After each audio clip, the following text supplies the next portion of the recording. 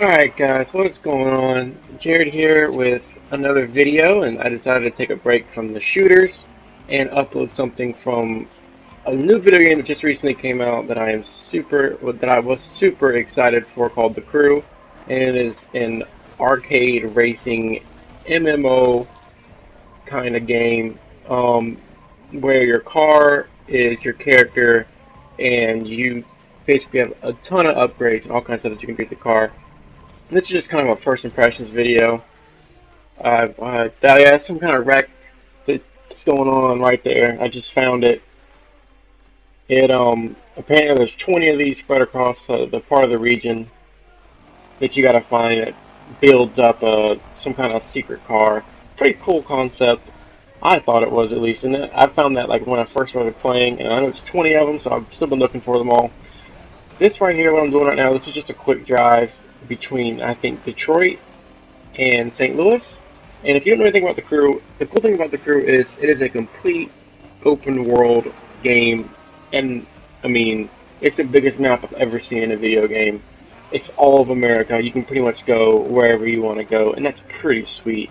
The game's super fun. It feels good.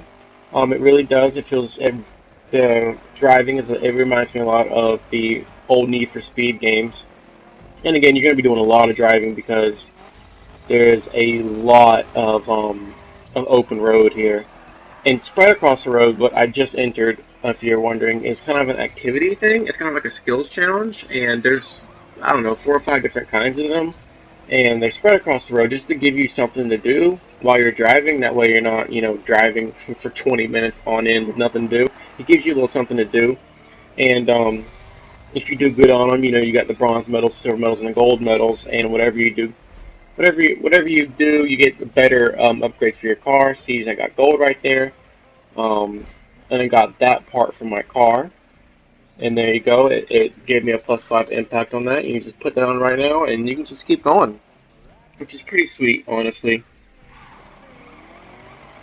This game is just super fun. Car games are fun when they're done right to me. I was really into the old Need for Speed games.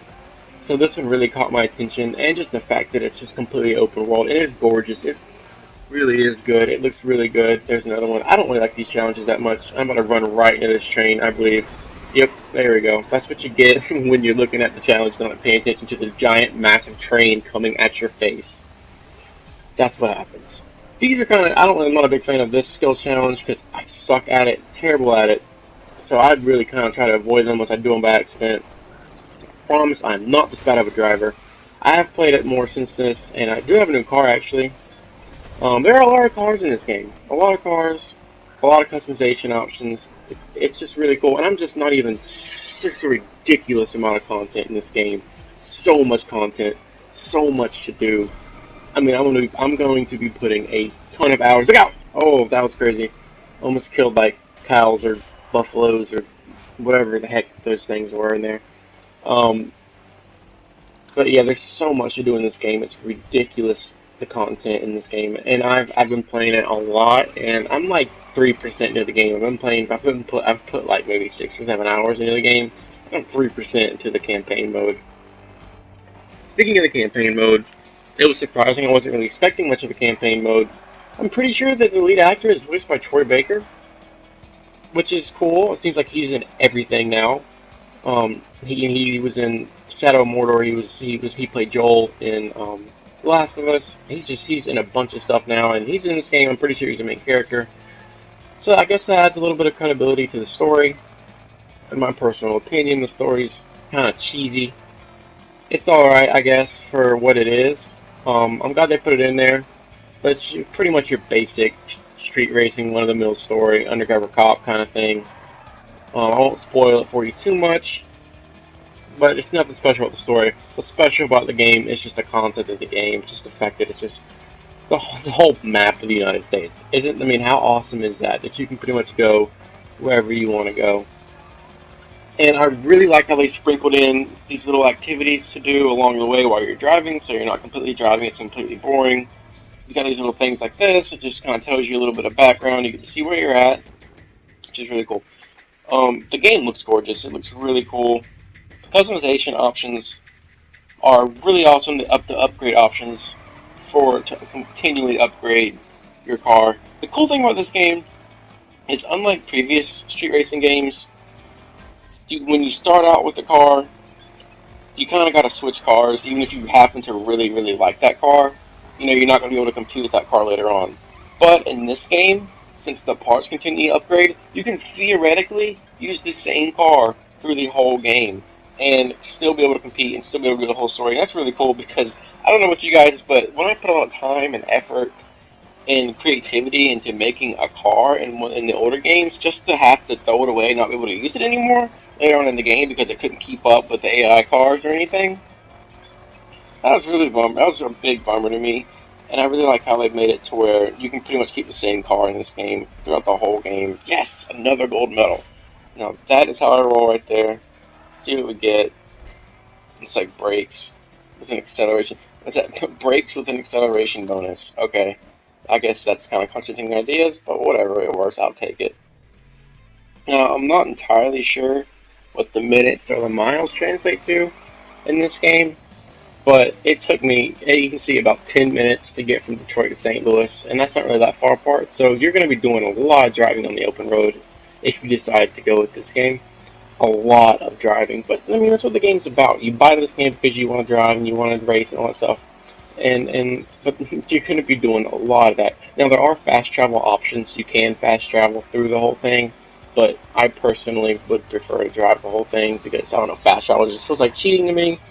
You can see in the background, you can see St. Louis, which is pretty sweet. We're coming up on it. Okay, here's another skill challenge. We don't need that sign. Nobody needs that sign. Nobody liked that sign anyway.